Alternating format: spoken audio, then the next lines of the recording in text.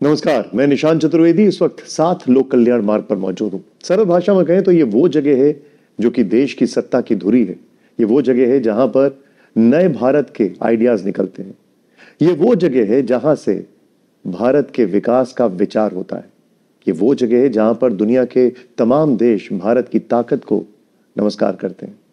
और मेरे साथ इस वक्त मौजूद हैं देश के प्रधानमंत्री श्री नरेंद्र मोदी जी। नमस्कार। और TV9 नेटवर्क पर आप देख रहे हैं देश का सबसे बड़ा शो प्रधानमंत्री एंड 5 एडिटर्स राउंड टेबल। और मेरे साथ जो 5 एडिटर्स मौजूद हैं मैं आपको बता दूं, सबसे पहले मेरे साथ TV9 मराठी के संपादक उमेश कुमावत हैं। मेरे साथ TV9 तेलुगु के संपादक रजनीकांत हैं। నమస్కారం తెలుగు ప్రజల తరపున రజనీకాంత్ గారు తెలుగు ప్రజల తరపున హార్దిక స్వాగతం శుభాకాంక్షలు TV9 बांग्ला के संपादक अमृतांशु भट्टाचार्य। नमस्कार। TV9 गुजराती के संपादक कल्पत केकड़े जी। नमस्कार सर, કેમ છો? TV9 कन्नड़ से रंगनाथ भारद्वाज। नमस्ते। ಬೆಣ್ಣೆ ದೋಸೆ के बारे में बोला था ದಾವಣಗೆರೆ में जी वही ದಾವಣಗೆರೆ कर्नाटक है। कर्नाटकದ ಜನರಿಂದ ಶುಭಾಶಯಗಳು सर। प्रधानमंत्री जी बहुत बहुत शुक्रिया आपका, आपने TV9 परिवार के लिए समय निकाला, आपके लिए बहुत बहुत आभार। पहला सवाल प्रधानमंत्री जी, इस वक्त देश इसके पहले एक तो भांति भांति के बॉलर्स हैं और फील्डिंग भी बड़ी टाइट है तो लेकिन आपने जब वर्णन किया 7 LKM का, ये सत्ता की धुरी नहीं है, ये सेवा की धुरी की जगह है। और इसलिए ये जो कल्पना थी किसी समय में, और आकर के मैंने जो नाम बदला, वो पहले 7 रेस कोर्स था, मैंने उसको लोक कल्याण किया, क्योंकि मैं मानता हूँ यहाँ आने वाले हर किसी के मन में भाव रहना चाहिए कि ये लोक कल्याण और लोक सेवा के लिए जगह है, ये सत्ता के लिए नहीं है। और लोकतंत्र का स्पिरिट भी वही होता है और मैं उसको जीने का पल पल प्रयास करता हूँ। लेकिन आप सबका स्वागत है और आप सब देश के अलग अलग भाग से आए हैं, तो मुझे भी आपके सब दर्शकों के साथ जी भर करके और खुले मन से बात करने का आनंद आएगा। प्रधानमंत्री जी, देश इस वक्त एक बहुत बड़ा पर्व मना रहा है, लोकसभा चुनाव हैं, आप निरंतर लगे हुए हैं, हर कोई देख रहा है। 2014, 2019 दोनों चुनावों के केंद्र में प्रधानमंत्री मोदी थे। अगर इसकी तुलना 2024 से की जाए तो क्या आपको बदलाव दिख रहा है, क्या फर्क दिख रहा है? पहली बात है कि चुनाव मेरे लिए नया नहीं है। मैंने लंबा अरसे तक संगठन में रह करके चुनाव लड़वाने का काम किया। फिर मुझे जिंदगी में पहली बार गुजरात में चुनाव लड़ने की नौबत आई और अब एक और भूमिका में देश और दुनिया की नज़रों में एक विशेष जिम्मेवारी के साथ मैं इस चुनाव के मैदान में हूँ। 2014 में जब हम चुनाव में थे तब लोगों के मन में कई क्वेश्चन मार्क थे। मोदी जी नए हैं, कौन है, गुजराती जानते हैं, लेकिन लोगों के मन में एक उम्मीद थी। 2014 में उम्मीद थी यार कुछ तो करेगा। जब 2019 के चुनाव में मैं गया तो मैं देख रहा था कि वो उम्मीद जो है वो विश्वास में पलट चुकी थी और वो परिश्रम, परफॉर्मेंस, कंसिस्टेंसी, क्लैरिटी, ये सारे मिलजुल करके जो 2014 से 19 तक लोगों ने देखा तो विश्वास था। अब मैं समझता हूं कि 2024 जो उम्मीद से शुरू हुआ था, जो विश्वास के दौर में आया था, वो अब गारंटी बन चुका है। 2024 का चुनाव देश को मैं कहता हूं यस, ये मैं करूं क्योंकि मेरा 10 साल का अनुभव है।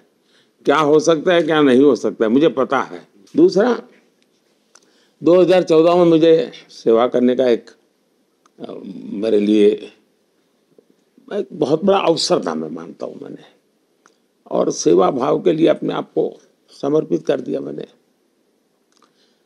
2019 में मैं जब लोगों के पास गया तो एक रिपोर्ट कार्ड लेके गया था कि भाई देखिए मैं इतना इतना कर पाया हूँ, लेकिन उससे लोगों को लगता है यार दिशा तो सही है, अगर इतने समय में कर दिया तो कर लेगा।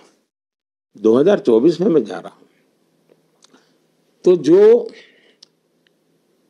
सामान्य मानवीय की आवश्यकताएं हैं उसको तो मैंने एड्रेस किया है, लेकिन अब मुझे उनकी अपेक्षाओं को एड्रेस करना है, उनके एस्पिरेशंस को एड्रेस करना है। अब मुझे एक नई ऊंचाई पर ले जाना है। दूसरा, 2014 के चुनाव में हमारे सामने जो गठबंधन था वो सरकार में थे, उनके पास सारे सरकारी साधन थे, वो सत्ता बचाने के लिए भरपूर प्रयास भी कर रहे थे, और मैं तो मुख्यमंत्री था तो भी मुझे बहुत बड़ा उन्होंने टारगेट बना के रखा हुआ था। तो कई कठिनाइयों के बीच में से हम निकलते जनता के आशीर्वाद से और भी आगे जाएंगे, ऐसा मेरा पूरा विश्वास है। प्रधानमंत्री जी, आप रोज 4-5 रैली कार्यक्रम या संबोधन कर रहे हैं, लगातार आप ट्रैवल कर रहे हैं, पता लगा कि आप विमान में भी अपनी फाइलें देखते रहते हैं। एक सवाल मन में आता है कि प्रधानमंत्री जी इस दौरान अपने कार्यालय को उसको कितना मिस करते हैं? पहले तो ये एक मेरे लिए कठिनाई है, ये जो सरकारी व्यवस्था से मुझे चलना पड़ता है, ये हवाई ट्रैक्टर होता है, ये जो हमें जिसमें जाना होता है वो हवाई ट्रैक्टर होता है, तो शारीरिक तो बहुत कठिन होता है। जब मैं मुख्यमंत्री था हम जो ट्रैवलिंग करते थे तो हमारी अपनी सुविधा थी, हम मर्जी पड़े वहाँ लैंड कर सकते थे, मर्जी पड़े ये हम लैंड नहीं कर सकते, उनके एक निश्चित नॉर्म्स है। तो एक प्रकार से मैं देख रहा हूँ कि एक दिन में मैं 6 कार्यक्रम कर सकता हूँ, लेकिन मुझे अभी 3 या 4 ही करने पड़ते हैं एसपीजी के कारण। अदरवाइज मेरी जो, और जब मैं गुजरात में था तो मैं हमारा हेलीकॉप्टर कहीं पे भी उतर सकता है, छोटी रनवे वाले हमारे जहाज भी उतर जाते थे, इधर ये होता नहीं है, तो मेरा टाइम काफ़ी ट्रैवलिंग में बहुत जा रहा है, तो एक प्रकार से मुझे घाटा हो रहा है। दूसरा, मैं जब गुजरात में 2014 का चुनाव लड़ा तब तो मेरे सामने बहुत बड़ी दिक्कत थी जी। मुझे कैंपेन के लिए देश भर में जाना होता था, गुजरात सरकार चलानी होती थी, बजट का समय था, क्योंकि मुझे मई महीने में नहीं सितंबर में घोषित कर दिया था पीएम कैंडिडेट, तो अक्टूबर नवंबर दिसंबर बजट का समय होता है। तो मैं दिन भर ट्रैवल करता था देश के अलग अलग कोने में, रात को 9-10 बजे पहुंच के स्नान करके मैं बजट की मीटिंग लेता था और मैं गुजरात का बजट बनाता था। अभी भी मैं रूटीन में भी मैं विदेश जाता हूं तब भी यहाँ भी तो मेरे साथ ब्रीफिंग करने वाली टीम होती है, और मेरे आगे के कार्यक्रमों की चर्चा करने वाली टीम होती है, फाइलें होती हैं, कुछ डिस्कशन पॉइंट होते हैं। तो ये सारी चीज़ें मैं इन दिनों साथ साथ कर लेता हूँ।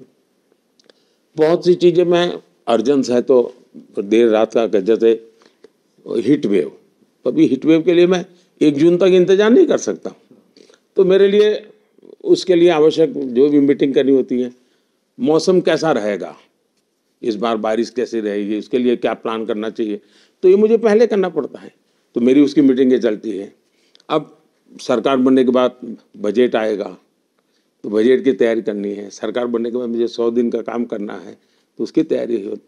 तो एक प्रकार से मैं इन सारे चीज़ों को एक साथ, और मैं 10 प्रकार की चीज़ें एक साथ करने की अब ट्रेनिंग हो चुकी है मेरे दिनों में, तो मैं कर लेता हूँ। और मैं मानता हूँ कि मुझे मेरे व्यक्तित्व को मैं टुकड़ों में नहीं रखता हूँ, मेरा एक बड़ा होलिस्टिक और इंटीग्रेटेड अप्रोच होता है।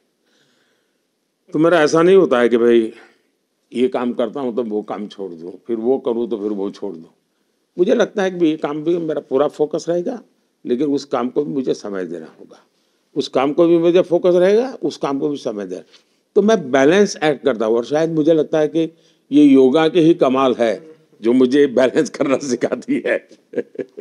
प्रधानमंत्री जी, अब 2 चरण लगभग खत्म हो चुके हैं पूरे, अब तीसरे चरण में चुनाव जा रहा है, लेकिन नीति और मुद्दों से कहीं पे ऐसा लग रहा है कि ये चुनाव भटक रहा है। आप पर व्यक्तिगत हमले होते हैं, जैसे अभी तेलंगाना के मुख्यमंत्री ने आपको कोबरा कह दिया। हमारे यहाँ संजय राउत है, उन्होंने रावण कहा था औरंगजेब का जन्म आपके गाँव के पास हुआ है।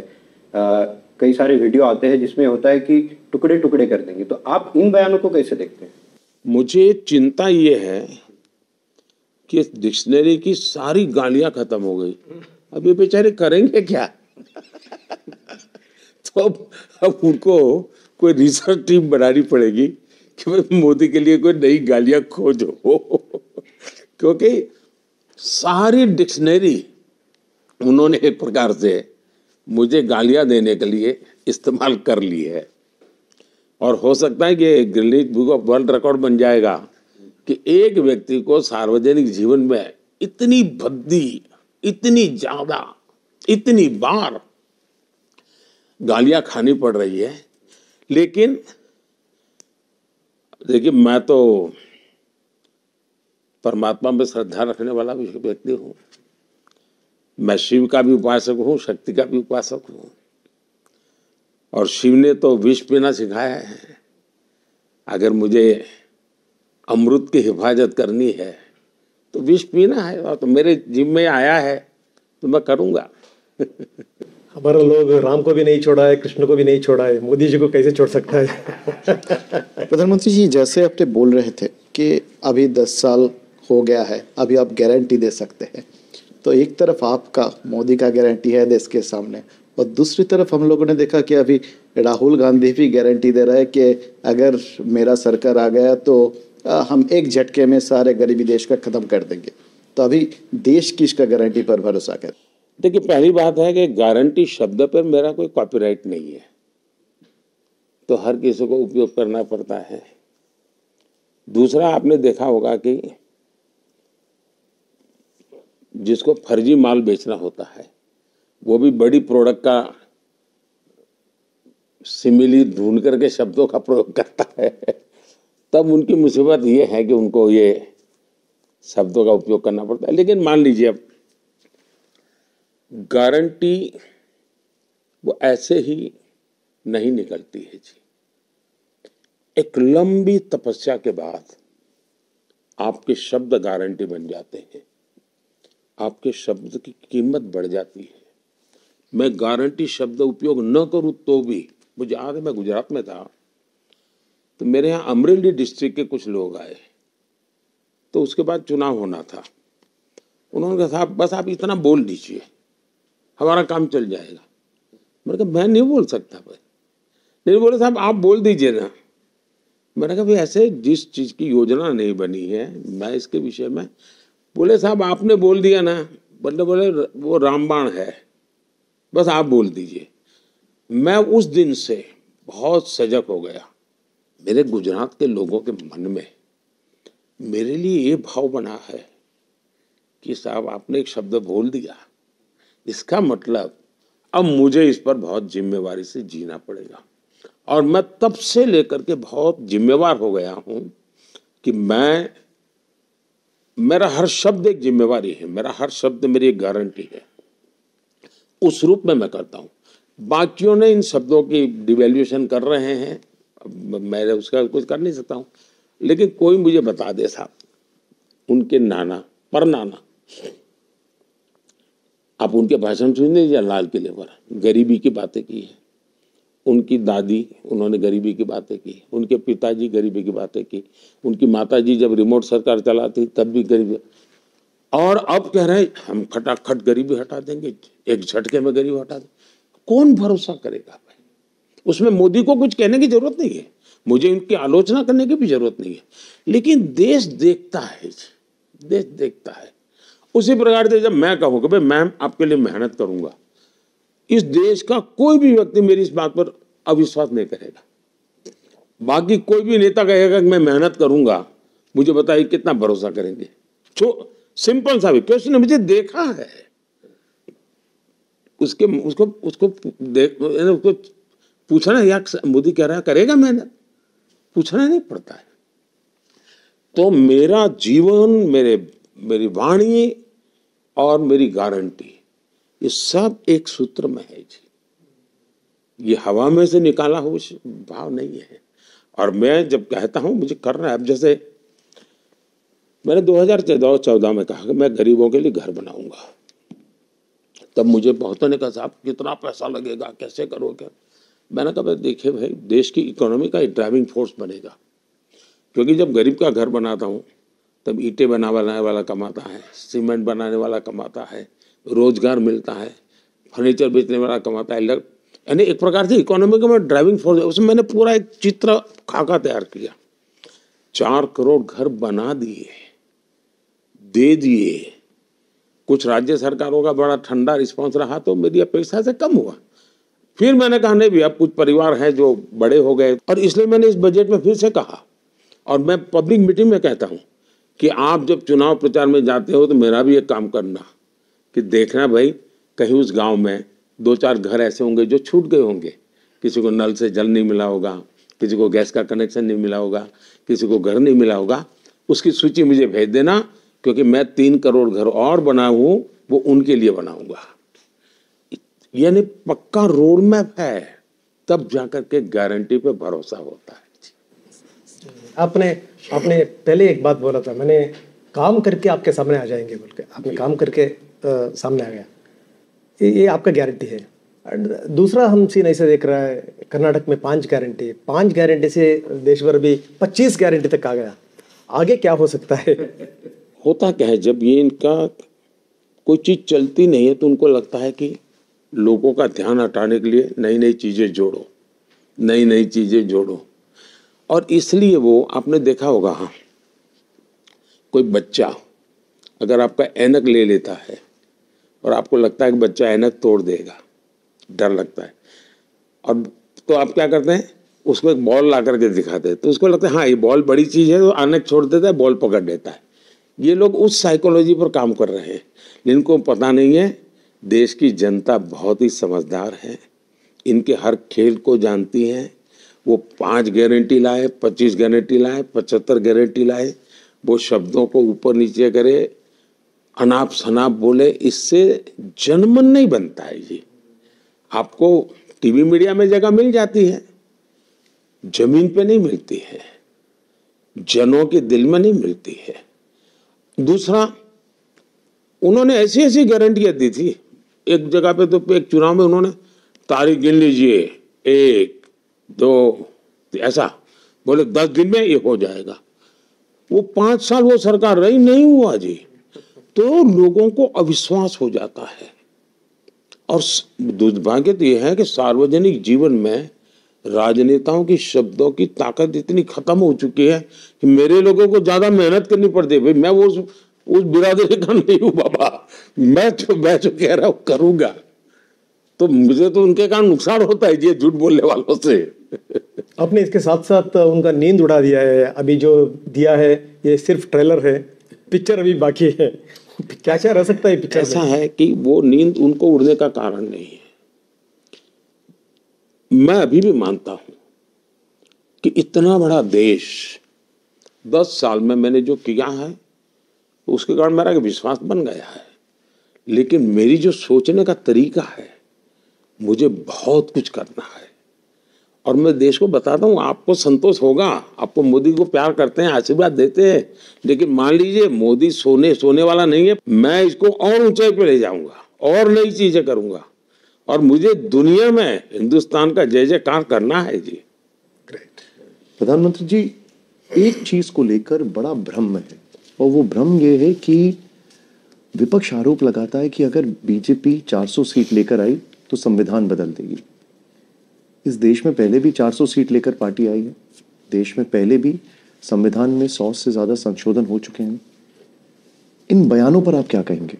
पहली बात यह है कि आज हमारे पास कितनी सीटें हैं? आज भी एनडीए के पास करीब करीब 360 सीटें हैं, और एनडीए के सिवाय जैसे बीजेडी एनडीए में नहीं है, तो उन सबको मिला ले तो आज भी हम करीब करीब 400 सीट के साथ ही बैठे हुए हैं पार्लियामेंट में, पिछले 5 साल से बैठे हुए हैं। अगर ऐसा कोई पाप किसी को करना होता तो उसी समय कर लेता।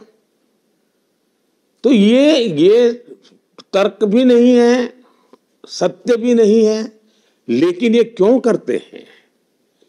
क्योंकि उनके पास,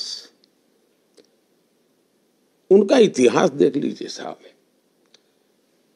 जो पार्टी कांग्रेस पार्टी के संविधान में की पवित्रता को नहीं मानती है, वो पार्टी देश के संविधान को कैसे मानेगी? कांग्रेस पार्टी के संविधान की पवित्रता को नष्ट करने का काम इस परिवार ने किया है। उन्होंने संविधान की मर्यादाओं को तोड़ा है। कांग्रेस पार्टी ने ऑफिशियली राष्ट्रपति के उम्मीदवार तय किए थे संजीव रेड्डी जी को, ऑफिशियली कांग्रेस पार्टी ने, और उनकी पीठ में छुरा भोंक करके उनको हरा दिया गया था। ये इनका खेल है। इन्होंने संविधान के साथ हमेशा खिलवाड़ किया। नेहरू जी इतने बड़े लोकतंत्र का चेहरा कहते हैं ना आप लोग, पार्लियामेंट में बैठने के सबसे पहला जो संविधान संशोधन किया वो उन्होंने फ्रीडम ऑफ स्पीच को रिस्ट्रिक्ट करने के लिए किया था। पूरी तरह अनडेमोक्रेटिक नेहरू जी ने किया था। दूसरा, आप उन्होंने कैसे किया? भारत का संविधान, इसमें मैं 3 बातें मोटी मोटी देखता हूं। एक तो बहुत ही अनुभवी लोगों ने बैठ करके, भारत की जड़ों को जानने वाले लोगों ने बैठ करके संविधान को बनाया। उसमें वो सुगंध है भारत के सोच, इसलिए वो उसको एक सामाजिक दस्तावेज भी कहा जाता है। तो वो सुगंध है। दूसरा, ये लोग आगे का सोचते थे, तो उसमें एक फ्यूचरिस्टिक देश आगे अच्छा चले इसकी व्यवस्था भी है। और तीसरा, जो शब्दों में नहीं है लेकिन पेंटिंग में है, पहला संविधान बना उसके हर पेज पर एक पेंटिंग है। वो पेंटिंग हमें हजारों साल के साथ जोड़ने वाली एक लिंक है, कड़ी है। हमारी संस्कृति, हमारी परंपरा, हमारा इतिहास, हमारी मान्यताएं, वो सब उन चित्रों में अंकित है।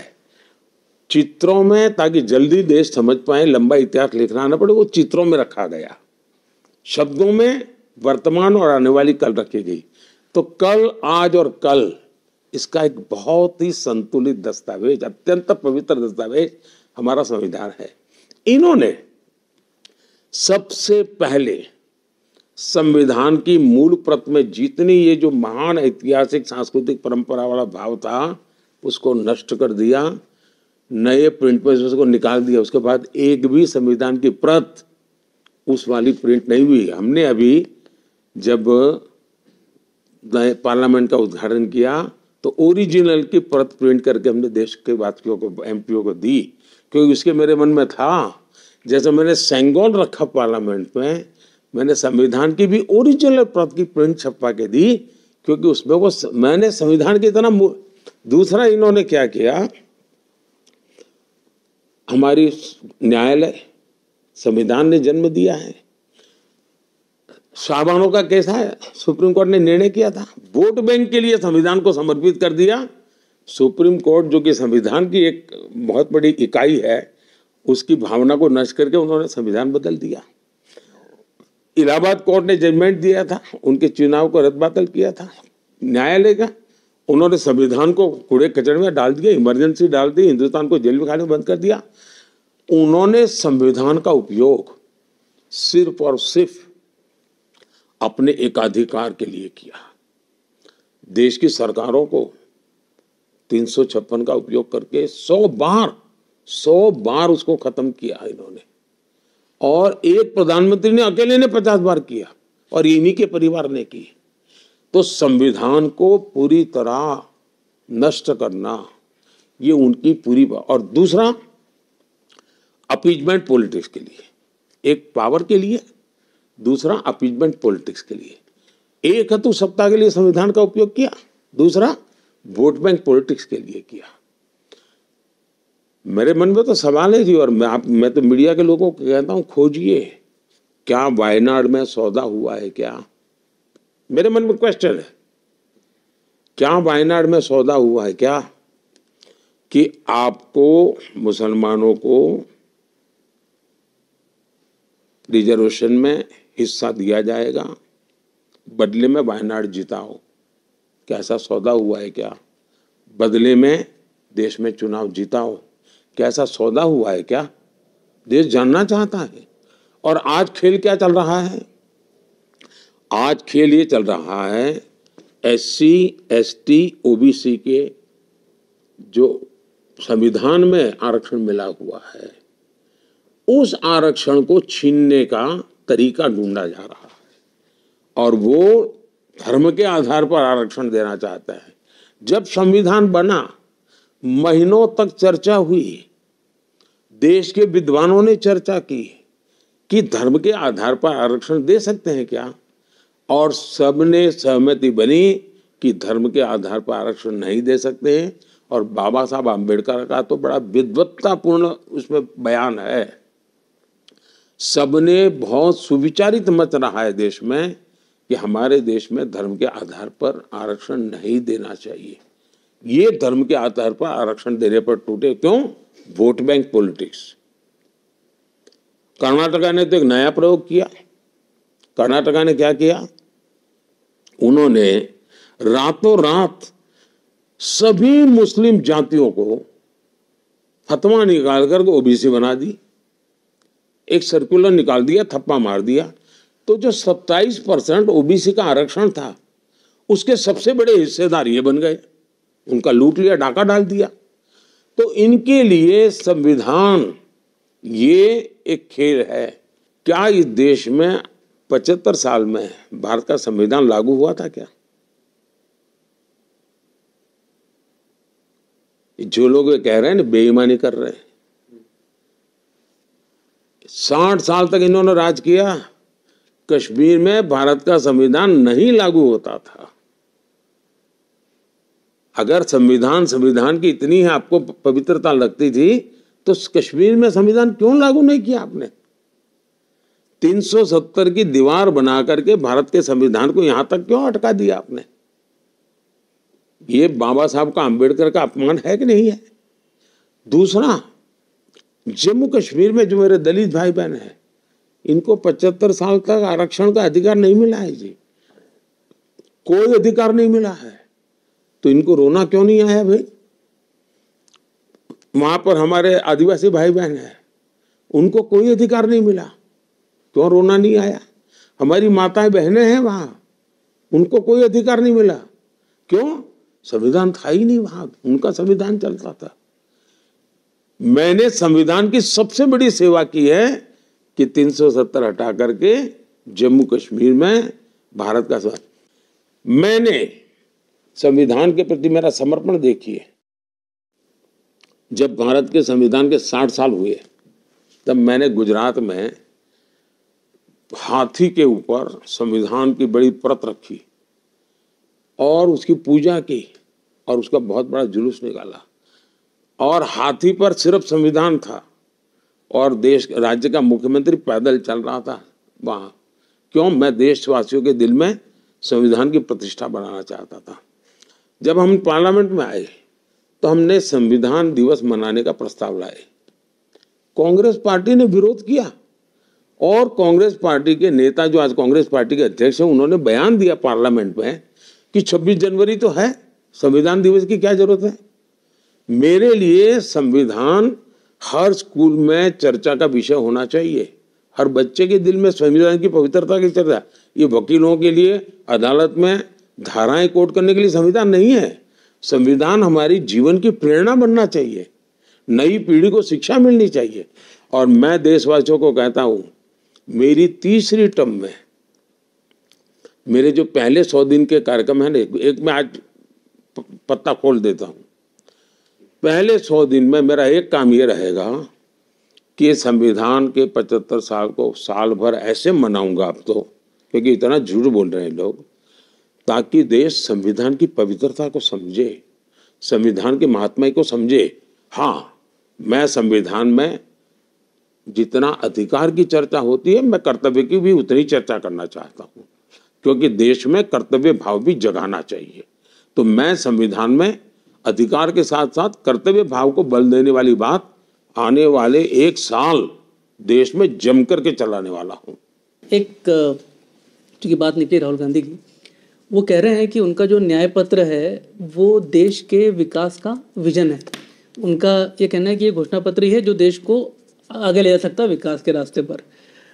आपको, चूंकि आप एनालाइज कर रहे हैं चीज़ों को, आपको कितना व्यवहारिक लगता है ये घोषणा पत्र? और दूसरा, आपने उनके घोषणा पत्र की तुलना मुस्लिम लीग के घोषणा पत्र से की है और वो कह रहे हैं कि भाई हमने तो मुस्लिम वर्ड का यूज ही नहीं किया। मैंने तुलना नहीं की है, मैंने कोई कंपैरिजन नहीं किया। मैंने सीधा सीधा समझाया है कि मुस्लिम लीग की जो सोच है, मुस्लिम लीग की छाप इनके मैनिफेस्टो में है। और आप हर चीज में देखिए, जो मुस्लिम लीग की सोच रही है, जो भाषा रही है, वही चीजें इनके मैनिफेस्टो में नजर आ रही है। वो कपड़े कोई भी पहना ले, लेकिन हिडन एजेंडा साफ दिखता है। उन्होंने बोला है हमारा घोषणा पत्र देख के मोदी जी बहुत चिंतित है। ऐसा है कि उनको हमेशा ये रहता है कि मोदी डर जाता है, मोदी डरा हुआ है, हम बोलेंगे तो भूकंप आ जाएगा।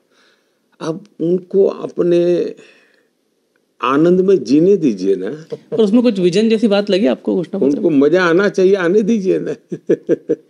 कांग्रेस का जो आर्थिक सर्वे के बारे में बात कर रहे हैं आजकल, सो अभी सिचुएशन देश में जो सिचुएशन के हिसाब से देखा तो ये जरूरत है इकोनॉमिक सर्वे। पहली बात यह है कि उनके व्यवहार से तो लगता ही है, देखिए इन दिनों काफी युवा लीडरशिप उनकी कांग्रेस छोड़ के बाहर निकली है। और उनका एक मुद्दा यह है कि कांग्रेस पार्टी को पूरी तरह माओवादियों ने कब्जा कर लिया है। अब वो हर चीज में इस प्रकार का देश में लाइसेंस राज लाने के मूड में है। और मुझे अब लगता है कि नरसिम्हा राव को उन्होंने इतना अपमानित क्यों किया, नरसिम्हा राव को अपमानित क्यों किया इतना? प्रधानमंत्री तो उन्हीं की पार्टी के थे। उसका एक कारण नरसिम्हा राव की सरकार ने जो रिफॉर्म किए और जो लाइसेंस राज में से नरसिम्हा राव ने बाहर लाने की कोशिश की, ये इस परिवार को खटका और वो फिर से तलाश में है कि देश को लाइसेंस राज में कैसे लाया जाए। और इसलिए उनके दिमाग पर माओवादियों का कब्जा है और उनकी राजनीति में उनकी आत्मा पूरी तरह वोट बैंक की राजनीति में फंसी पड़ी हुई है, तुष्टीकरण में फंसी पड़ी हुई है।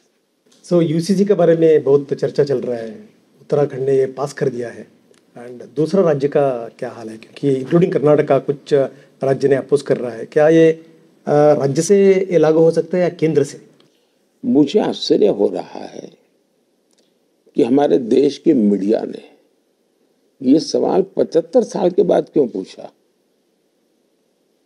देश आजाद होने के बाद हर प्रधानमंत्री को, हर सरकार को पूछना चाहिए था कि जब संविधान में लिखा गया है, संविधान की भावना है, तो आपने लागू क्यों नहीं किया, ये पूछना चाहिए था।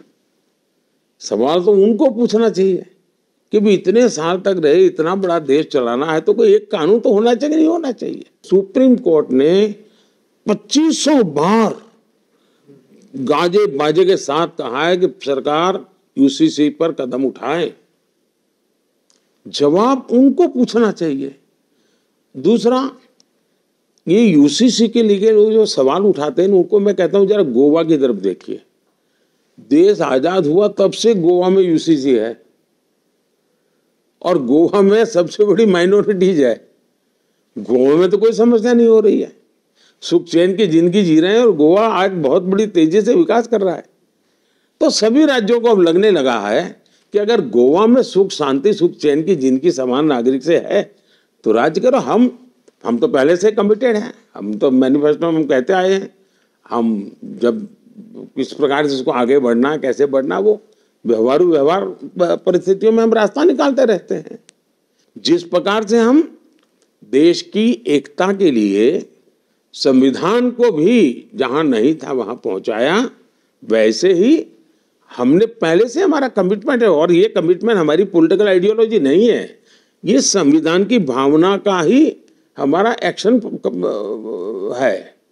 संविधान की भावना कहती है यूसीसी की बात, देश की सुप्रीम कोर्ट कहती है यूसीसी की बात।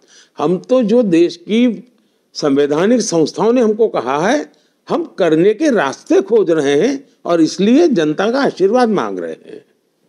प्रधानमंत्री जी, एक क्षण ऐसा आया जब देश और विदेश में करोड़ों भारतीय भाव विभोर हो गए। हम लोग वहां पर मौजूद थे, हमने देखा प्राण प्रतिष्ठा के दिन। प्राण प्रतिष्ठा की अगर बात की जाए तो विपक्ष का यह आरोप है कि भारतीय जनता पार्टी राम मंदिर पर अपना हक जमाना चाहती है, इसीलिए हम प्राण प्रतिष्ठा में नहीं आए। आप क्या कहेंगे इसमें? प्रभु राम को ये इतनी कम सामर्थ्यवान मानते हैं क्या? मतलब इनको इतना नॉलेज नहीं है, परम पिता परमेश्वर पर कोई अधिकार कर सकता है क्या? प्रभु राम कितना महान व्यक्तित्व, और एक पार्टी मामूली छोटी सी बीजेपी पार्टी प्रभु राम के सामने कुछ नहीं है भाई। ये लोग कैसी बात करते हैं? सचमुच में तो प्रभु राम उनके भी होने चाहिए, सबके होने चाहिए जी। इस पर किसी का मालिकी हक नहीं हो सकता है जी। ये सोच ही तो है जो, लेकिन ये वो क्यों बोलते हैं? उनका हिडन एजेंडा जो है ना, उस पर पर्दा लगाने के लिए ऐसे बातें बोल रहे हैं। उनका हिडन एजेंडा है उनकी वोट बैंक को संभालना, उनकी वोट बैंक को संभालना, और इसलिए वे इस प्रकार की बहानेबाजी कर रहे हैं। उनको लगता था कि जो राम मंदिर गए तो वोट बैंक गई, वोट बैंक सवाल करेगी। उनको डर यही है। आपने देखा होगा राजीव गांधी ने अपना एक कैंपेन अयोध्या से शुरू किया था, चुनावी कैंपेन, और ये सिग्नल दिया था उन्होंने। लेकिन तब उन्होंने कहा, उनको उनकी वोट बैंक ने कहा कि ये खेल खेलोगे तो तुम में और बीजेपी में फर्क क्या है, तो भाग गए। आपने देखा होगा कई चुनावों में ये लोग मंदिरों में जाते थे, इस चुनाव में नहीं जा रहे। मार किया क्या? ये आपका काम है, मुझे बताना पड़ रहा है, मेरा दुर्भाग्य है। इस बार वो इलेक्शन डिक्लेयर होने के बाद किसी मंदिर में नहीं जा रहे। क्यों? क्योंकि उनको डांट दिया गया था पिछले चुनाव में कि मोदी मंदिर करता है, तुम भी मंदिर करोगे तो हम तुमको और मोदी में फर्क क्या देखेंगे। और इसलिए वोट बैंक को बचाने के लिए मंदिर चला बंद कर दिया है। हो सकता है मेरा इंटरव्यू देखने के बाद शायद ड्रामा कर ले, बात अलग है। तो इनका खेल वोट बैंक के आसपास है। उनको देश की भावना, देश के लोगों के सपने, संकल्प कोई लेना देना नहीं है। प्रधानमंत्री जी, अगर बंगाल की तरफ देखें तो 2019 में बंगाल में अप्रत्याशित आप लोगों को बढ़त प्राप्त हुई थी। उसके बाद विधानसभा में सबसे बड़ा अपोजिशन बन के बीजेपी उठाए है, और अब बार बार बंगाल में आए, इस बार भी आ रहा है, और काफ़ी भारी संख्या में लोग आ भी रहा है आपको देखने के लिए। बंगाल का चुनौती को आप कैसे देख रहे हैं, और यहाँ पर सबसे बड़ा मुद्दा आपको कौन सा नजर रहा है? बहुत ही अच्छा सवाल पूछा है आपने। अगर भारत को विकसित होना है तो देश के कुछ राज्य हैं जो बहुत बड़ी भूमिका अदा कर सकते हैं।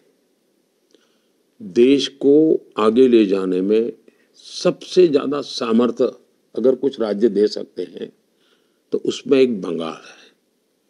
और भारत के इतिहास को देखें तो भारत को सामाजिक रूप से अगर किसी ने शक्ति दी तो बंगाल के वैचारिक क्रांति ने दी।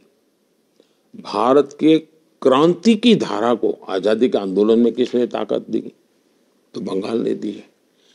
भारत की वैश्विक प्रतिष्ठा बढ़ी तो बंगाल के कारण से बनी, चाहे टैगोर जी हो, चाहे विवेकानंद जी हो, चाहे जगदीश चंद्र बोस हो।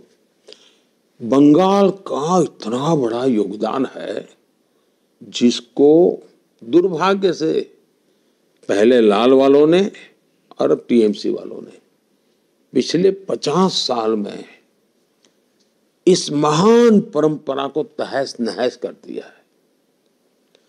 देश को आगे बढ़ना है तो फिर से बंगाल का पुनर्जागरण जरूरी है, पुनर्जागृति जरूरी है। और मुझे पुनर्जागरण के अंश दिख रहे हैं। दुर्भाग्य से शॉर्ट साइटेड सत्ता भूखे लोग कब्जा करके बैठ गए। एक पॉलिटिकल आइडियोलॉजी ड्रिवन लोग ने बंगाल को बर्बाद कर दिया। अब उन्होंने, बंगाल की जनता ने पूरी तरह नकार दिया। अब उनके बदले में जो आए वो सत्ता, खुद का परिवार, खुद की ऑटोक्रेटिक नेचर, और उसमें एक ही सहारा उनको दिखता है, वोट बैंक पॉलिटिक्स। जिन घुसपैठियों के खिलाफ ममता जी ने पार्लियामेंट में शासक पक्ष में हिस्सा होने के बाद भी कागज उड़ा रहे थे, तूफान खड़ा कर दिया था, सोमनाथ चटर्जी के सामने तूफान खड़ा कर दिया था, वही ममता जी के लिए वो आज बहुत बड़ी सोने की थाली जैसे परोसा गया, वैसे हाथ में लग गया है। अब वो उन्हीं की रक्षा में लगे। उनकी वेलफेयर स्कीम भी सबका साथ सबका विकास वाली नहीं है, सिर्फ वोट बैंक को संभाल करके वो तिजोरी खर्च करेंगे तो वोट बैंक के लिए, बाकी कहते हैं, उनको लगता है वो तो मजबूरी है, आ जाएंगे। जब तक बंगाल को वोट बैंक की राजनीति के एक प्रकार से अत्यंत दुखदायक परिस्थिति से बाहर नहीं निकालेंगे और बंगाल की उस महान परंपरा और विरासत, और बंगाल के युवा में बहुत ताकत है जी, बहुत सामर्थ्य है, उसको अगर अवसर देंगे और किसी भी भेदभाव के बिना समाज के सब वर्गों को साथ लेकर के, तो बंगाल खड़ा हो सकता है। और आज बंगाल बीजेपी को स्वीकार कर रहा है। हम 2 या 3 एमएलए हुआ करते थे, आज 80-90 तक पहुंच गए हम लोग। हम कभी पार्लियामेंट के अंदर सोच भी नहीं सकते थे, आज हम सबसे बड़ी पार्टी बनकर के उभर रहे हैं। तो बंगाल ने दिल से बीजेपी को स्वीकार कर लिया है। वोट की दुनिया में अभी हमें कभी बहुत सारी कठिनाइयां आती हैं, लेकिन मैं मानता हूं कि जनता, हिंसा जिस प्रकार का वातावरण है, सबसे बड़ी चुनौती है। लोकतंत्र में सारे देश में अब शांतिपूर्ण चुनाव हो रहे हैं। देखिए, पहले 2 हुए, कहीं से हिंसा, बंगाल के सिवाय कहीं से घटना ही नहीं आती थी। या तो बंगाल से आएगी या केरल से आएगी। जब त्रिपुरा में भी कम्युनिस्टों की गवर्नमेंट थी, हिंसा की घटनाएं आती थी, कम्युनिस्ट गए, हिंसा की घटना बंद थी। बंगाल में कम्युनिस्ट गए, बंद हुआ, लेकिन अब ममता दीदी ने वही रास्ता अपना लिया। तो दुर्भाग्य है, लोकतंत्र के लिए भी खतरा है, और आज की राजनीति बंगाल की बीजेपी के लिए चुनौती नहीं है, देश के लिए चुनौती है जी। देश इस प्रकार से नहीं चल सकता जी। ऐसे बंगाल में हम लोग देखा जाए तो 50%, 50% महिलाओं है वोटर्स के अंदर, और पिछले चुनाव में भी देखे हैं कि देश का महिलाओं ने बीजेपी को बहुत अच्छी खासी सपोर्ट दिया है। तो इस बार बंगाल के लिए स्पेशली ये संदेशखाली का जो भी हम लोगों ने देखा सुना, इसके बाद मोदी का गारंटी क्या है? पहली बात है कि एक तो मेरा खुद की सोच क्या है, राजनीति छोड़ दीजिए। भारत की 50% जनसंख्या वो भारत की विकास यात्रा में भागीदार बननी चाहिए, नहीं बननी चाहिए। अगर हम भारत की 50% जनसंख्या को विकास यात्रा में भागीदार बनाते हैं तो देश की इकोनॉमी को एकदम से नया क्षेत्र में बल मिल जाएगा। तो मैं गुजरात के मेरे काम को भी देखिए, मैं महिलाओं को सबसे ज़्यादा एम्पावर करने में ताकत लगाता। कोई कहीं कुछ बुरा था इसलिए नहीं, मुझे पॉजिटिव लगता है। अब जैसे मेरे यहाँ अमूल डेयरी एक बहुत बड़ा उदाहरण है आपके सामने, या लिज्जत पापड़ बहुत बड़ा उदाहरण है। ये दोनों आज किसी भी कॉरपोरेट वर्ल्ड को कंपटीशन करते हैं, लेकिन दोनों महिलाओं के द्वारा चलती है। मतलब हमारे देश की महिलाओं की इतनी बड़ी ताकत है कि वो पूरी स्थिति बदल सकती। अब मैंने खादी पर बल दिया, आज खादी इतनी तेजी से बढ़ रही है जी, पहले की तुलना में खादी की बिक्री, खादी में रोजगार, खादी का कारोबार 2-2.5 गुना बढ़ गया। लेकिन आप देखेंगे तो खादी में 80% काम करने वाली महिलाएं हैं। हमने विमेन सेल्फ हेल्प ग्रुप बनाए, 10 करोड़ महिलाओं को जोड़ा है। लेकिन अभी तक क्या है, हमने महिलाओं को छोटे मोटे कामों से कर लिया तो वो एम्पावर हो गया। नहीं, मैं उसको एकदम से ब्रेक थ्रू करना चाहता हूँ। इसलिए मैंने अभी ड्रोन दीदी का काम उठाया है। जब गांव के लोग देखेंगे कि ये तो ड्रोन पायलट है, ड्रोन चलाती है, खेती करती है, तो महिलाओं की तरफ देखने का दृष्टिकोण बदल जाएगा। मैं एक साइकोलॉजिकल बैरियर तोड़ना चाहता हूँ। तो एक तो मेरा इन जनरल एक कमिटमेंट है। अब जहाँ तक बंगाल का सवाल है, मैं मानता हूँ कि सुरक्षा एक सबसे बड़ा गंभीर मसला है। जिस प्रकार से संदेश खाली की घटनाएं घटी और जो दबी हुई कोई माता बहन अपने व्यक्तिगत जीवन में बाहर खुलकर कुछ बोलने की हिम्मत नहीं करती है। संदेश खाली में जिस प्रकार से मैं उन माताओं को मिलाता था, आंख में से आंसू निकल आते थे, सुनता था तो दर्द होता था। और पॉलिटिकली शेल्टर मिले और उस प्रकार से व्यवस्था हो, तब जाकर के बहुत बड़ी चिंता होती। और सरकार किसी भी हालत में उनकी बात सुनने को तैयार ना हो। हमने एक बहन बिल्कुल झुग्गी झोपड़ी में रहती, रेखा पात्रा जी करके, उनको हमने टिकट दिया है। साहब देखिए कैसे लोग हैं। मैंने रेखा पात्रा जी को टिकट देने के बाद फोन किया कि मैं मिला था पहले उनको। मैंने कहा दीदी आपके पास पैसे नहीं होंगे तो हम एक काम करेंगे, हम लोगों के पास जाएंगे और लोगों को कहेंगे कि रेखा दीदी के लिए 1 वोट तो देना है, लेकिन 1 रुपया देना है। तो मुझे रेखा जी कह रही है, नहीं साहब, मैं पैसा नहीं मांगूंगी, मैं पैसे नहीं मांगूंगी, मैं हाथ जोड़ के मांगूंगी कि वोट दो, मुझे पैसा नहीं चाहिए। साहब जिस बंगाल में ये नारी शक्ति हो, वो बंगाल देश को आगे ले जा सकता है। और इसलिए मैं मानता हूं कि बंगाल में नारी शक्ति, ये नारी के द्वारा उत्पीड़न जो चल रहा है, उसका जवाब भी नारी शक्ति देगी और दिखाएगी कि एक नारी सत्ता पर बैठी है और ये जुल्म हो रहा है, दुख उसका है महिलाओं को। कोई एक सरफरा पुरुष बैठा होता और गड़बड़ होती तो महिलाएं कहती ये तो निकम्मा है। कि एक नारी के रहते होता है तो लोग नहीं सहन करते, और उसके कारण पुरुषों के भी दर्द होता है, पुरुषों के भी दर्द होता है, ये कैसे चल सकता है जी। और उसके कारण बंगाल में मैं समझता हूँ एक बहुत बड़ा परिवर्तन, मैं बिल्कुल एक समय इंतजार करना है, वो कुछ नहीं है जी, सब बना बनाया पड़ा हुआ है जी। यार थोड़ा सा मैं आपको महाराष्ट्र की तरफ लेके जाना चाहता हूँ। महाराष्ट्र में विपक्ष को लेके कंफ्यूजन है, क्योंकि शिवसेना वहाँ फूट चुकी है, एनसीपी फूट चुकी है, कांग्रेस के कुछ नेता इधर उधर जा चुके हैं, लेकिन शरद पवार हो, उद्धव ठाकरे हो, इनके पास एक इमोशनल या आप कहे भावनिक मुद्दा है कि पार्टी टूट चुकी है, घर टूट चुका है। आपको नहीं लगता कि महाराष्ट्र में सबसे बड़ी चुनौती है भारतीय जनता पक्ष के सामने ये कि ये भावनिक मुद्दा जो है या इमोशनल कार्ड जो है? ऐसा है, मैं भी मानता हूं कि इस बार ये इमोशनल जो स्थिति है वो बीजेपी के पक्ष में है, युति के पक्ष में है, क्योंकि बाड़ा साहब ठाकरे की शिवसेना हमारे साथ है, एनसीपी ऑफिशियली हमारे साथ है, और इसलिए लोगों को लगता है कि परिवार की सत्ता भूख के कारण बाड़ा साहब के सपने को क्यों तोड़ा इन लोगों ने। एक परिवार की भलाई के लिए, अपने बेटों को एस्टैब्लिश करने के लिए बाड़ा साहब की इतनी बड़ी विरासत, बाड़ा साहब तो शिव सैनिकों के लिए जीवन खपा दिया था, तो शिव सैनिकों के सम्मान के लिए जो शिवसेना काम कर रही है, जो बाड़ा साहब ठाकरे की शिवसेना है, वो आज हमारे साथ है। और इसलिए महाराष्ट्र का मतदाता भावना से हमारे साथ जुड़ा हुआ है। जहां तक शरद राव का मामला है, ये पॉलिटिकल प्रॉब्लम ही नहीं है जी, वो कितना ही इसको पॉलिटिकल प्रॉब्लम बनाए, महाराष्ट्र की जनता के गले कैसे उतरेगा।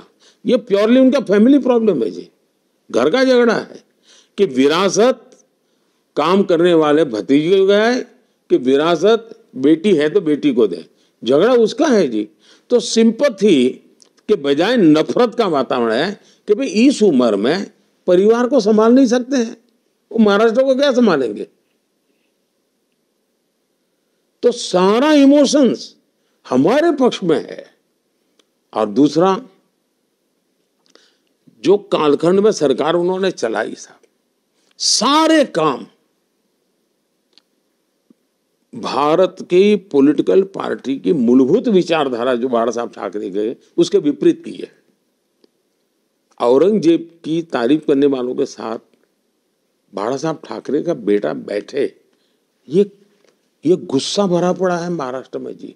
सावरकर का अपमान करने वालों के साथ कोई बैठे तो लोगों के मन में दिखता है, बाला साहब ने तो हमें ये कहा था, इनके बच्चों में सत्ता लालसा ऐसी आ गई। तो इमोशंस इस तरफ है, गुस्सा उनके सामने है जी। आपने अभी विरासत की बात की। बाला साहब ठाकरे जब थे तब आपके उनके साथ बहुत अच्छे संबंध थे, आप उनका बहुत सम्मान भी करते थे और मैं तब शिवसेना भी कवर करता था, वो आपके पक्ष में भी खड़े रहते थे। आप अब विरासत की बात कर रहे हैं तो सवाल ये है कि क्या उद्धव ठाकरे को आप बाला साहब ठाकरे का विरासत का उत्तराधिकारी मानते हैं या नहीं? दो चीजें हैं, वो बायोलॉजिकली तो उनके बेटे है ही है, उसका तो मेरा वो विषय ही नहीं है जी।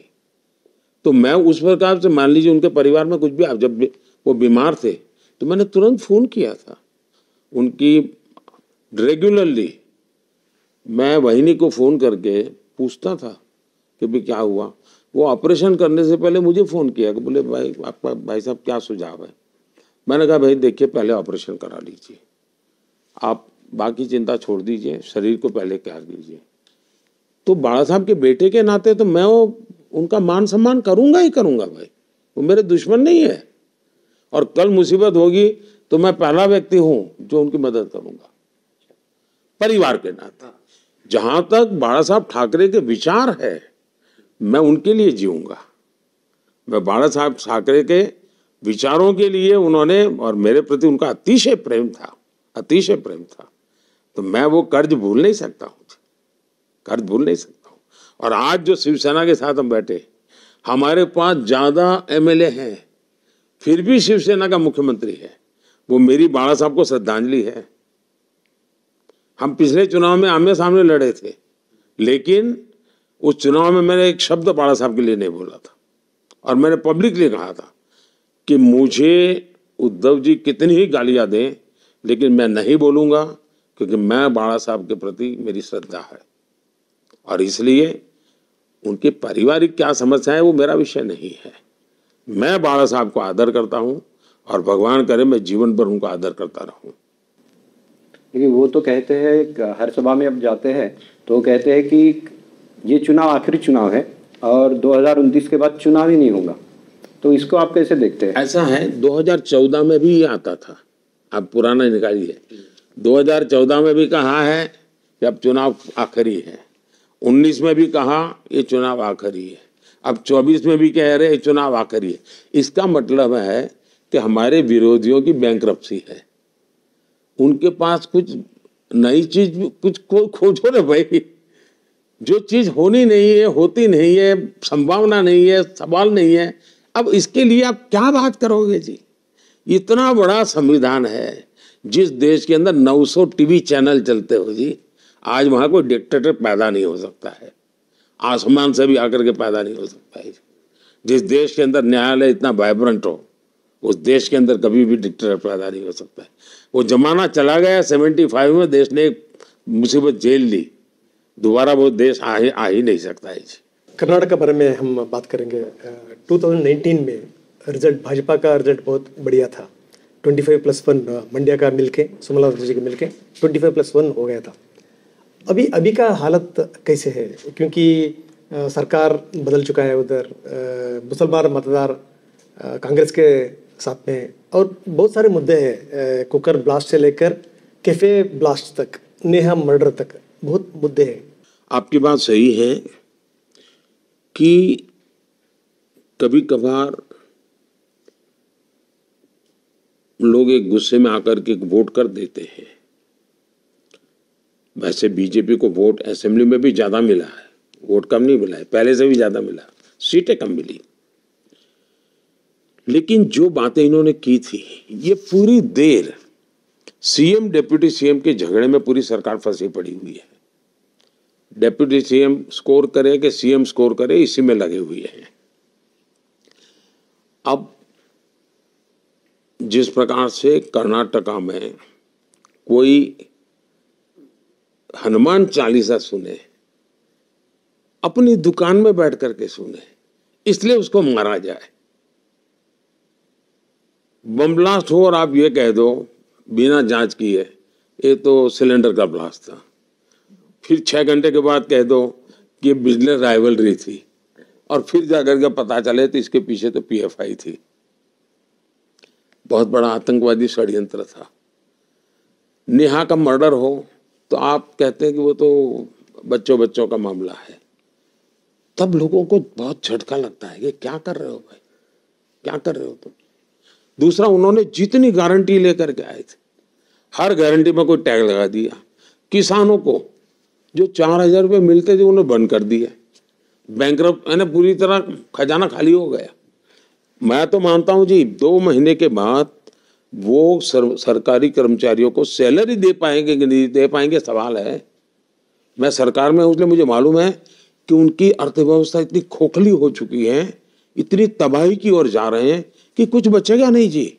और कांग्रेस के लिए पहले कर्नाटका, अब तेलंगाना, ये दोनों एटीएम बन गए हैं। जो हाल छत्तीसगढ़ का हुआ वो हाल इनका होते देर नहीं लगेगी जी।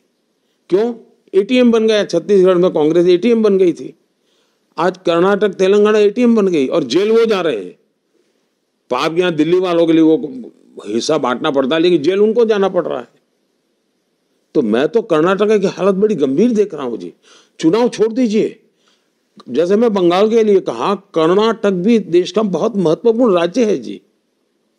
जो राज्य टेक्नोलॉजी के कारण जाना जाता, टेक हब के रूप में जाना जाता, वह टैंकर हब बन गया। वाटर माफिया साहब, वहां पानी सोसाइटी वाले चिल्लाते हैं कि हमें बोली बोलनी पड़ती है तब जाके टैंकर आता है जी। अब ये हाल बंगलुरु का सुनते हैं तो दुनिया में हमारे लिए बहुत बड़ा संकट पैदा होने वाला है, हमारी प्रतिष्ठा को चोट लगने वाली है। अब इनको राजनीति के सिवा कुछ सोचता नहीं है। ये अंदर की झगड़े में हमारे, ये दिल्ली के साथ भी झगड़ते रहते हैं। अच्छा, वहां कंपटीशन है कि दिल्ली को खुश रखने के लिए सीएम क्या करेगा और डिप्टी सीएम क्या करेगा, और उसके लिए कर्नाटक को और ज्यादा लूटा जा रहा है। तो ये एक बहुत बड़ा संकट बन गया है जी। और मैं तो मानता हूं कि ये सीएम बनने के लिए जो म्यूजिकल चेयर का उन्होंने खेल खेला है ना, 2-2, 2.5 साल के बाद, अब तो पार्लियामेंट यहाँ भी ला रहे हैं, हर साल एक नया प्राइम मिनिस्टर। तो क्या होगा जी? सो आप तेलंगाना को एटीएम, नया एटीएम बोल रहे हैं। जो तेलंगाना पॉलिटिक्स के हिसाब से देखा तो 5 महीने पहले वहां कांग्रेस गवर्नमेंट आया था, कांग्रेस का और एक लाइफ लाइन आया था तेलंगाना के हिसाब से देखा तो। अभी आपका नजरिए से देखा तो कैसा है तेलंगाना पॉलिटिक्स, आप कैसे देखते हैं? देखिए, एक वहां करप्शन का रैकेट है, चाहे बीआरएस हो कांग्रेस हो, वो एक ही चट्टे बट्टे के लोग हैं, मिले हुए लोग हैं। अब लीकर के जितने भी स्कैम है उसमें बीआरएस का नाम आता है। दिल्ली सरकार भी जिसमें फंसी हुई है और पंजाब सरकार के सामने भी तलवार लटक रही है, सब में बीआरएस आता है। अब ये लोग कांग्रेस के अलायंस में है, मतलब बीआरएस भी उन्हीं के कट्टे बट्टे में है। तो तेलंगाना के अंदर, और ये RRR tax, RRR film, Telangana Telugu film दुनिया में फेमस हो गई। अब ये RRR टैक्स आया है, ये RRR टैक्स और तबाह कर देगा। सो रेवंत रेड्डी बहुत सारे करप्शन कर रहे हैं, आपका हिसाब से देखा तो? वहां पर कोई चीज ऐसी नहीं छोड़ी जा रही कि जिसमें कट कमीशन ना हो। सो तेलंगाना पॉलिटिक्स में इस बारे आपका पार्टी का परफॉर्मेंस कैसा देख सकते हैं? पहली बात है, लोकसभा के चुनाव में पूरे देश में जो देख रहा हूं मैं, इसको राज्यों की राजनीति से काफी ऊपर उठ चुका है ये। लोकसभा का चुनाव राज्यों की राजनीति से काफी ऊपर उठ चुका है और ये मैं इसको अच्छी निशानी मानता हूँ। और ये मैंने 2014 में भी देखा, 2019 में भी देखा। और जो शुरू में आपने सवाल पूछा था, इसमें का जवाब इसमें भी है। ये 2014 और 2019 के चुनाव में थोड़ा बहुत भी राज्यों की स्थितियां, छवि का असर रहता था। 19 में तो काफी कम हो गया था। 24 में तो मैं देख रहा हूं कि देश का जनमन, देश के लिए चुनाव, देश के भविष्य के लिए चुनाव, लोकसभा के लिए चुनाव, प्रधानमंत्री कौन बने इसके लिए चुनाव, इस पर केंद्रित है। और जो इंडी अलायंस को तकलीफ हो रही है वो इसी बात पर हो रही है कि भाई पहले नाम तो बताओ आपका प्रधानमंत्री कौन, किसको दे। फिर वो कहते हैं कि चुनाव, अब एक भी पार्टी 272 सीट नहीं लड़ रही है जी। जब बीजेपी की सेवा कोई भी पार्टी 272 सीट न लड़ती हो तो जीतने का तो सवाल ही नहीं है। जब 272 सीट नहीं लड़ रहे हो तो सरकार बनाने का प्रश्न ही नहीं उठता है जी। कम से कम 250 सीटों से ज्यादा लड़ने की नौबत ही नहीं बची इनकी, ये हाल हो गया। 400 सीट लेकर के बैठे हुए किसी जमाने में आज 272 सीट नहीं लड़ा पा रहे हैं। और इसलिए फॉर्मूला ला रहे हैं कि 1 ईयर 1 PM। अब मुझे बताइए कि मान लीजिए खेत है, या तो 10-12 खेत किसान इकट्ठे होकर उनके खेत है और 10-12 किसान तय करें कि भाई अपने पानी के लिए ट्यूबवेल करना होगा। और कोई जानकार व्यक्ति बताएं कि अगर आप 100 मीटर यहाँ खुदाई करेंगे तो आपको पानी मिलेगा और आपके सब खेतों के लिए पानी 100 मीटर तक जाना पड़ेगा। अब ये बुद्धिमान ये सोचे कि भाई 100 मीटर जाना है तो मेरे खेत में 10 मीटर करो, दूसरा कहेगा मेरे खेत में 10 मीटर करो, तीसरा कहेगा मेरे देश के। अगर ये सभी खेत वाले कहेंगे मेरे यहाँ 10-10 मीटर करो तो पानी निकलेगा क्या? पानी तो एक जगह पर 100 मीटर करोगे तब निकलेगा जी। अब ये एक साल के लिए प्रधानमंत्री बनाने जाएंगे जी, देश का भला नहीं हो सकता है जी। इन्होंने देश के इतने बड़े महत्वपूर्ण चुनाव को, लोकतंत्र के इतने बड़े महत्वपूर्ण चुनाव को ऐसा एक भाषणबाजी का खेल बना दिया, झूठ बोलने का खेल बना दिया जी। They are non serious. वो सत्ता के लिए सीरियस है, देश के लिए सीरियस नहीं है। हम देश के लिए सीरियस है। इतना बड़ा फर्क है जी। केसीआर ने बार बार बोल रहे हैं कि रिसेंटली बार बार बोल रहे हैं कि जो कोलिशन गवर्नमेंट, मैं कोलिशन गवर्नमेंट में आऊंगा, बाय एनी चांस जो केसीआर एंड बीआरएस को आपका जो एनडीए में हिस्सा ले सकते हैं? ये क्यों बोलना पड़ रहा है उनको? ऐसा झूठ क्यों बोलना पड़ रहा है? इन्होंने असेंबली के पहले भी ऐसा ही कहा था। मैंने पब्लिकली वहाँ मीटिंग में कहा था कि हैदराबाद के म्यूनसिपालिटी के चुनाव के बाद स्वयं केसीआर मेरे पास आए थे एनडीए में आने के लिए, और मैंने साफ कहा था कि अब हम ऐसे कॉरपोरेशन में आपके साथ नहीं रह सकते हैं, हम विपक्ष में रहेंगे और हम विपक्ष में चुनाव लड़ेंगे। तो उस दिन ही वो समय फिर उन्होंने तय किया कि बीजेपी को नहीं आने देना है। जो जहीराबाद मीटिंग में आपने बोला था बीआरएस एंड कांग्रेस दोनों मिलके चल रहे हैं, दोनों एक ही चट्टे बट्टे के लोग हैं जी। दोनों गाली बीजेपी को दे रहे हैं, आप देख लीजिए, दोनों बीजेपी को गाली दे रहे हैं। जो तेलंगाना और एक दूसरे को कवर कर रहे हो लोग, कवर फायरिंग चल रहा है। जो तेलंगाना का सीएम जो रेवंत रेड्डी आपको बड़े भाई मानते हैं, हैदराबाद मीटिंग में आपको बड़े भाई से पुकारा। अभी जो तेलंगाना का जो आपका छोटा भाई, वो उसका गवर्नमेंट का परफॉर्मेंस के बारे में आपका क्या राय? देखिए, पहली बात है, अगर करप्शन में मेडल मिलते तो कांग्रेस को गोल्ड मेडल मिलता तो बीआरएस को सिल्वर मेडल मिलता, लेकिन दोनों को वो रनर अप ही है एक दूसरे के। दूसरी बात है कि उन्होंने अगर मुझे बड़ा भाई कहा तो मैं उनका आभार व्यक्त करता हूँ, लेकिन अगर सचमुच में वो ये बड़ा छोटे का भाव है तो मेरे से कुछ सीखे। ईमानदारी से सरकार चलाई जा सकती है, ईमानदारी से देश की सेवा की जा सकती है। मुझे आज 25 साल हो जाएंगे जी, हेड ऑफ द गवर्नमेंट के नाते इस देश में सबसे लंबे समय तक काम करने का मुझे मौका है। सीएम पीएम, अकेले सीएम के नाते नहीं, लेकिन सीएम पीएम टोटल मिला दे तो इस देश में सबसे लंबे समय तक मुझे सेवा करने का मौका मिला और एक भी दाग नहीं लगता है। दाग लगाने की कोशिश होना अलग चीज है, नहीं लगता है तो सीखो ना भाई। अगर आप अपने आप को छोटा भाई, मैं आपको तब कहूँ ना कि आप सीखो। मुझे बड़ा भाई आप कहते रहते तो इतनी बात थोड़ी बनती है। तो मेरा पुण्य आप कमाने के लिए बड़ा भाई कहते ऐसा नहीं चलेगा। जनता तो पुण्य तब देगी जब आप भी कुछ पुण्य करो। वो तेलंगाना बहुत चर्चा में आ रहा है, वो बड़ा भाई छोटे भाई के बारे में। ठीक है, जो तेलंगाना के बहुत सारे लोग और जो वोटर्स हैं ना, आपका गारंटी के लिए वेट कर रहे हैं, कुछ बोल सकते हैं उसको? बीजेपी की तरफ से, आपके तरफ से कुछ गारंटी है? मैं दे रहा हूं ना। जैसे मैं कहता हूं 3 करोड़ घर बनाऊंगा तो उसमें तेलंगाना के लोग भी होंगे। मैं कहता हूं कि देश पीएम सूर्यघर योजना, बिजली का बिल 0 करने की दिशा में काम करूंगा। मतलब योजना के लाभार्थी तेलंगाना में भी होंगे। मैं कहता हूं नल से जल, तो तेलंगाना में भी नल से जल उनको परिवारों को मिलेगा। मैं कहता हूं मुफ्त राशन, तो तेलंगाना के लोगों को मिलेगा। मैं कहता हूं 70 साल से ऊपर के किसी भी व्यक्ति को इलाज की जिम्मेवारी मोदी की, तो तेलंगाना के 70 साल के ऊपर के लोगों को मिलेगा। तो गारंटी सबके लिए है जी।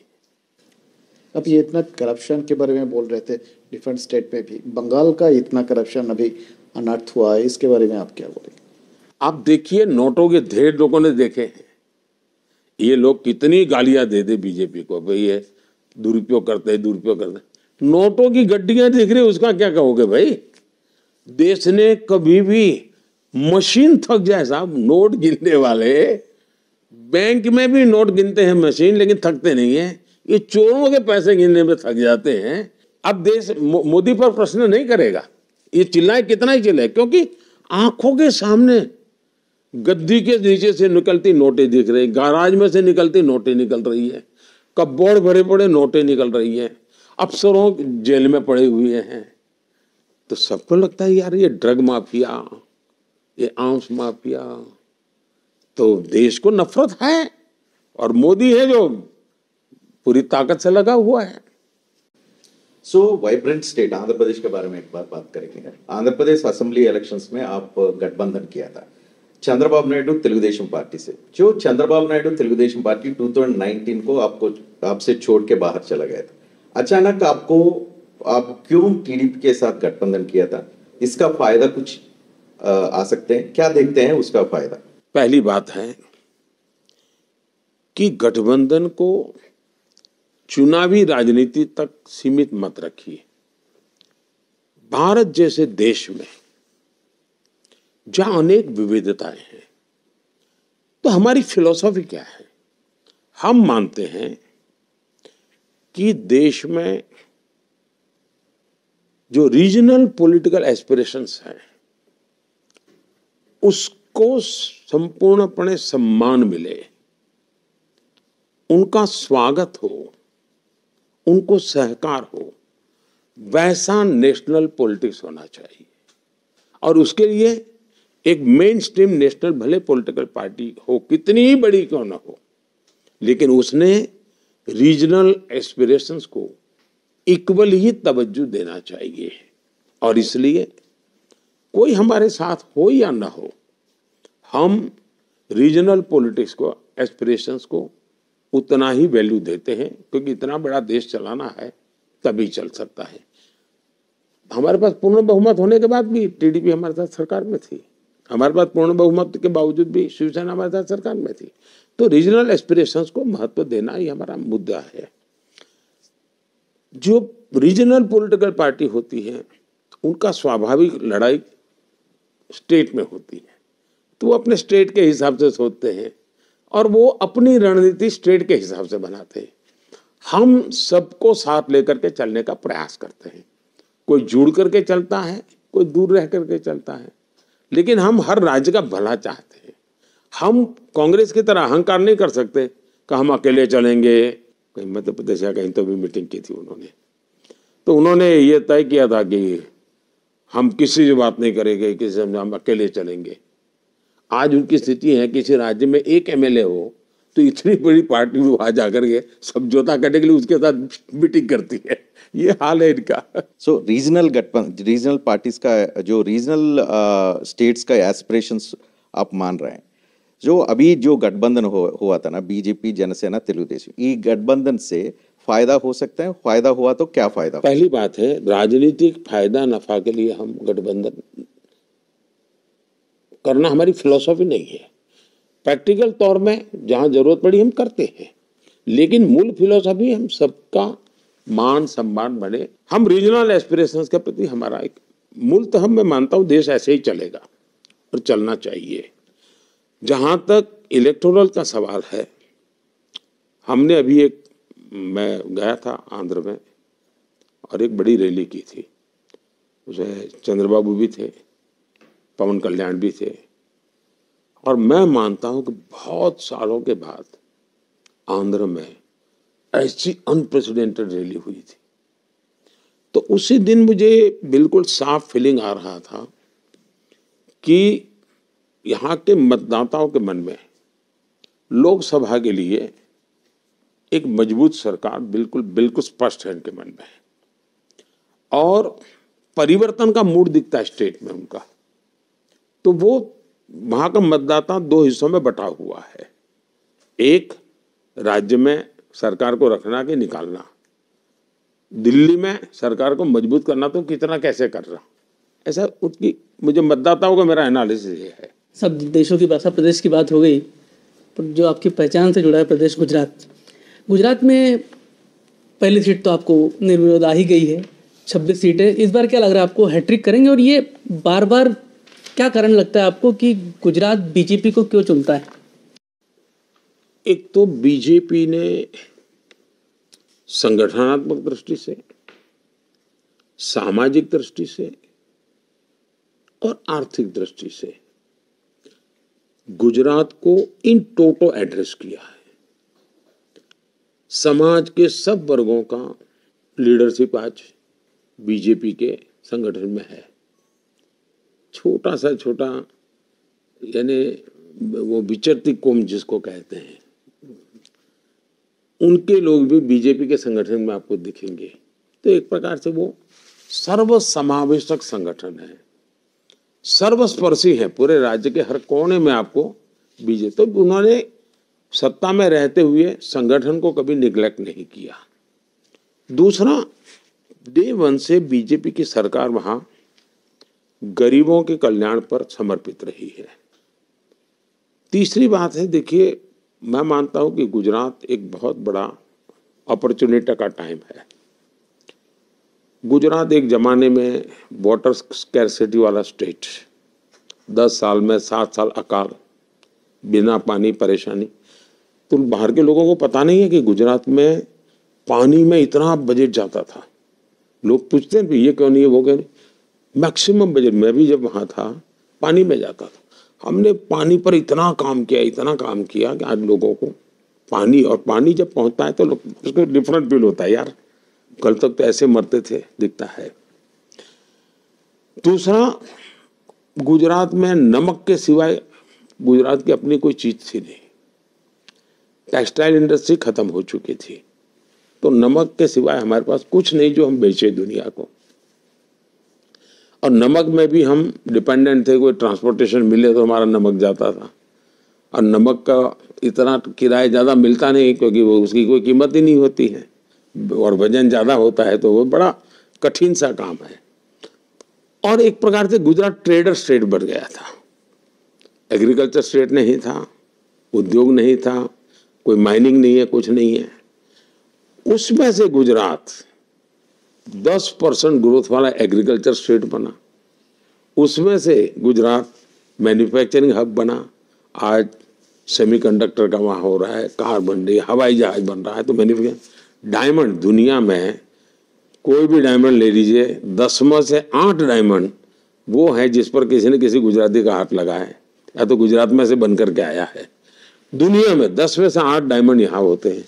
तो ये कारणों से वहाँ प्रॉस्पेरिटी आई है, और रोजी रोटी, यानी एक प्रकार से वाटर स्कैरसिटी से आज सफिशिएंट वाटर वाला राज्य बना है, वाटर टेबल ऊपर आए हैं, और ये लोगों की मेहनत से हुआ है, सरकार की मेहनत से। तो ये निरंतर काम को लोग देखते हैं। और दूसरा, गुजरात में अगर आप अवेलेबल हैं, मैं तो चाहता हूं कोई देखे, शायद 1917 से रिकॉर्ड अवेलेबल है, शायद 1917 से 10 साल में 7 साल बड़े कम्युनल वायलेंस होते थे गुजरात में, 1917 से। ये पहला 25 साल का कालखंड आया है जहां एक भी कम्युनल वायलेंस नहीं हुआ है। आखिरी कम्युनल वायलेंस हुआ 2001 में, 2002 में आखिरी, उसके बाद कम्युनल वायलेंस नहीं हुआ। तो ये जो शांति और सुरक्षा का वातावरण बना है, उसके कारण हर किसी को लगता है यार गुजरात एक अच्छा डेवलप होने वाला। और जब आप काम करते हैं तो लोग आशीर्वाद भी देते हैं। कोई स्कैम नहीं, इतने लंबे समय के बाद भी कोई स्कैम की चर्चा नहीं है, कोई आरोप नहीं है। तो ये सारे चीज है जिसके कारण गुजरात के चुनाव नहीं जीते हैं, गुजरात का दिल जीता है। और गुजरात का दिल जीता है, उसने एक बहुत बड़ी ताकत दी है जी। सर, ये दिल जीतने के बाद आप चूंकि लगातार गुजरात मॉडल भी आपका फेमस रहा है, अपने विकास के जितने भी प्रयोग आपके गुजरात से, फिर आज भी आप बता रहे थे कि केंद्र में कर रहे हैं। जिम्मेदारी का भाव, प्रेशर का भाव एक कितना आता है, खासतौर पे गुजरात को लेकर जब आप देखते हैं तो? एक तो मैं बहुत ही डिटैच व्यक्ति हूँ जी। मैं इवन संगठन के काम में भी जब गुजरात के बाहर था तो मैं गुजरात की कामों में बिल्कुल अपने आप को दूर रखता था। सरकार बनने के बाद भी, प्रधानमंत्री बनने के बाद मैंने किसी मुख्यमंत्री को एक बार भी फोन नहीं किया।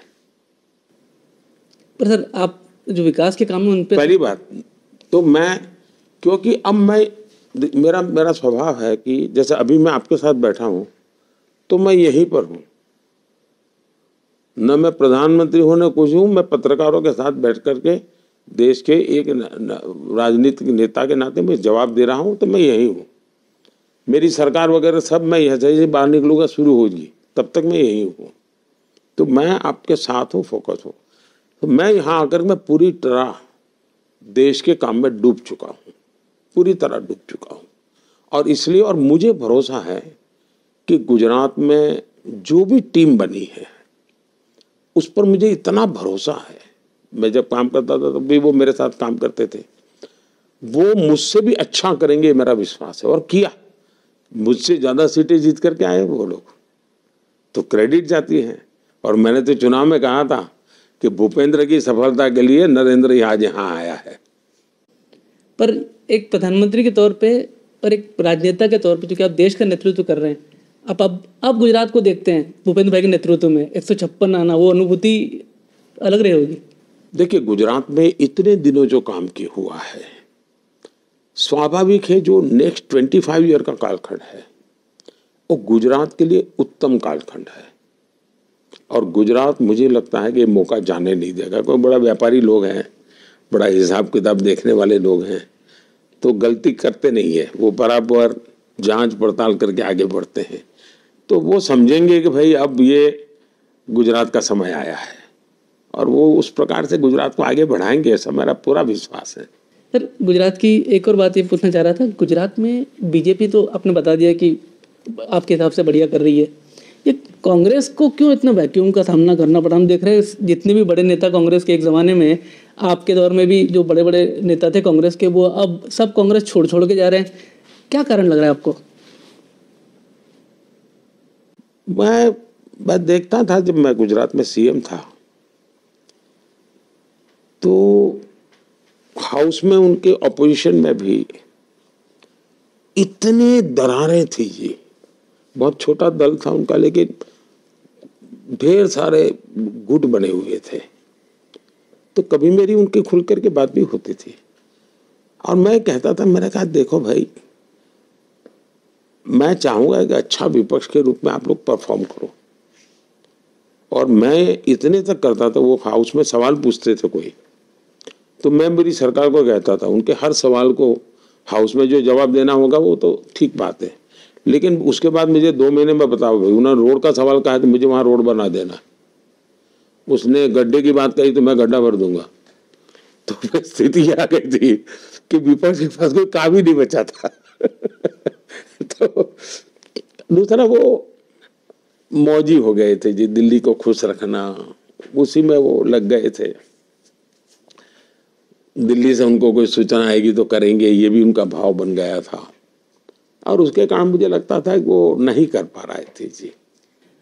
तो सर आपकी पार्टी, चूँकि गुजरात का बीजेपी कार्यकर्ता आपसे काफ़ी जुड़ाव महसूस करता है, हर जगह आपका ही चेहरा होता है, अभी एक उनके अंदर ये चिंता भी रही है कि यही मौजी लोग और गुट वाले लोग जो हैं अब जब बीजेपी ज्वाइन कर रहे हैं तो इनको संभालना अपने आप में एक चुनौती, इनको बदलना एक चुनौती होगी। ऐसा नहीं होता है जी, ऐसा नहीं होता है जी। एक तो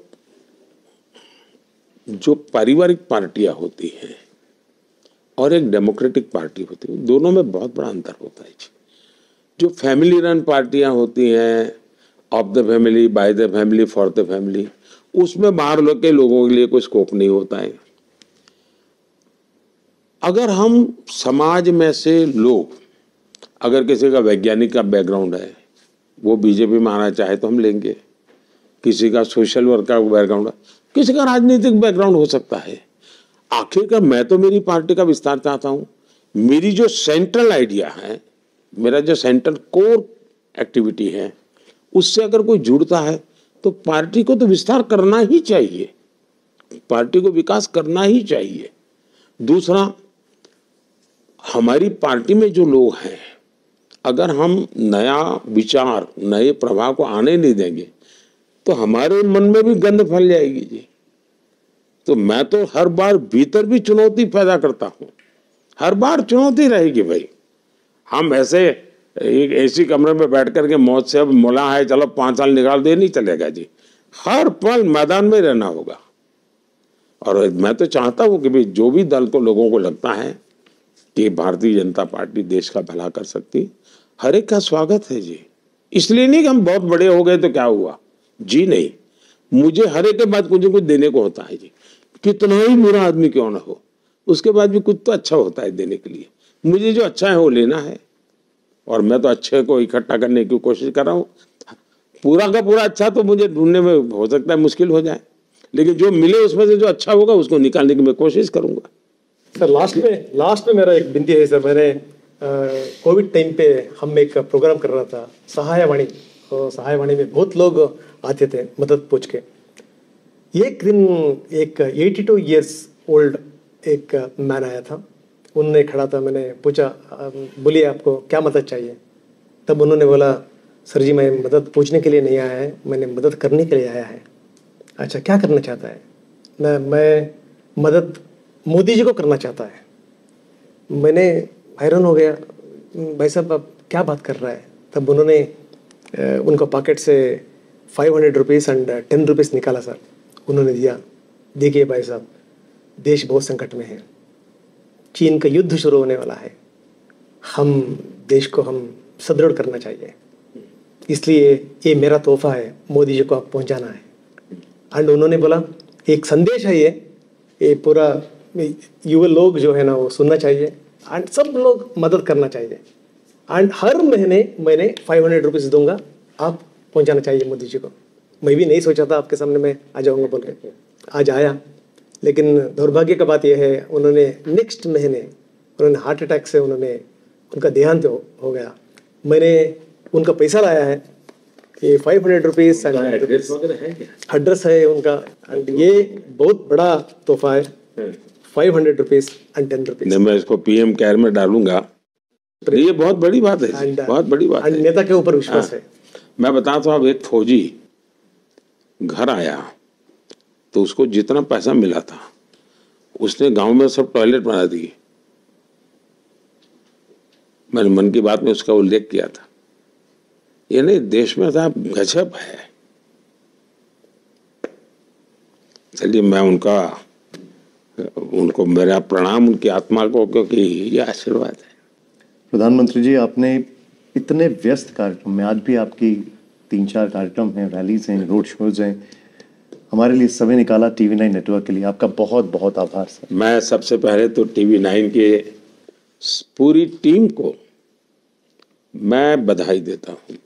बधाई इसलिए कि मैं जानता हूं कि आपका नेटवर्क बहुत बड़ा है, आपका दर्शक संख्या भी बहुत बड़ी है, ये भी मुझे पता है, आपका डिजिटल प्लेटफॉर्म भी बहुत बड़ा है, यानी आप बहुत, और मैं जब विदेश जाता हूँ तो मुझे रेफरेंस कहीं चाहिए तो मैं कभी इमीडिएट कहीं जाना है तो मैं आपके डिजिटल प्लेटफॉर्म पे जाता हूँ, तो मैं देखता था कि आपके पास करंट इन्फॉर्मेशन रहती है, तो मैं कभी उसका उपयोग करता हूँ।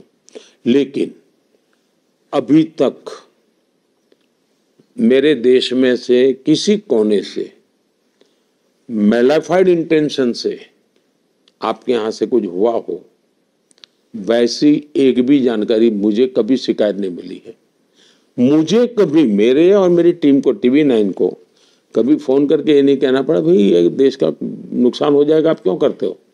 मैंने, हाँ, बीजेपी का नुकसान हुआ था, बहुत कुछ किया होगा आपने, और उसमें मेरी कोई शिकायत नहीं है, लेकिन देश का नुकसान हो ऐसा आपने कभी किया हो, ऐसा मैंने कभी, मेरे पास रिपोर्ट नहीं आई। और ऐसा मीडिया देश के लिए बहुत जरूरी है जी, बहुत जरूरी है। तो मैं तो आपकी टीम को और सबको बधाई दूंगा जी, बहुत बधाई दूंगा। धन्यवाद सर।